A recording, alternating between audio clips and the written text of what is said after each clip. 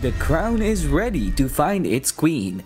Nakahanda na ang lahat at nakaabang na ang buong mundo kung sino sa 122 aspiring queens ang mapalad na mag-uwi ng corona at hihiranging Miss Universe 2025 sa final coronation na gaganapin sa Impact Challenger Muang Thongthani, Thailand ngayong araw.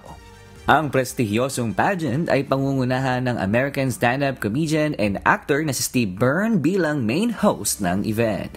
Kasama rin sina Miss Universe 1993 Dayanara Torres at Miss Universe 2022 Arboni Gabriel bilang mga commentary hosts. 8 nagpipitagang hurado naman na taglay ang kahusayan mula sa larangan ng media, culture, sports, music at pageantry ang hahatol sa mga kalahok. Kabilang dito si Miss Universe 2020 Andrea Mesa, Miss Thailand Universe 2007 Farung Yutitam, celebrated author and mentor Ismael Kala, Miss Universe 2005 Natalie Glebova, former Miss Thailand Dr. Nok Chalida, Miss Thailand 1984 Sawini Pakaranang, Venezuelan model at actress Sharon Fonseca at ang Filipino veteran singer na si Louie Heredia.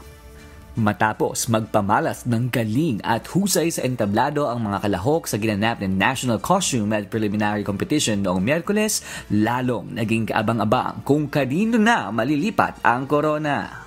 Isa sa mga matutunog na pangalan na maaaring hiranging Miss Universe 2025 ay ang pambato ng Pilipinas na si Atisa Manalo na siyang hinangaan ng marami sa nakaraang kompetisyon. Kaya't sa makasaysayang araw na ito, muling nagkakaisa ang bawat Pilipino sa pagsuporta sa ating natatanging pambato. Mag-uwi man ng corona o hindi, sa puso ng ating mga kababayan, si Atisa pa rin ang panalo. RK Liorca, humahataw sa balita ngayon!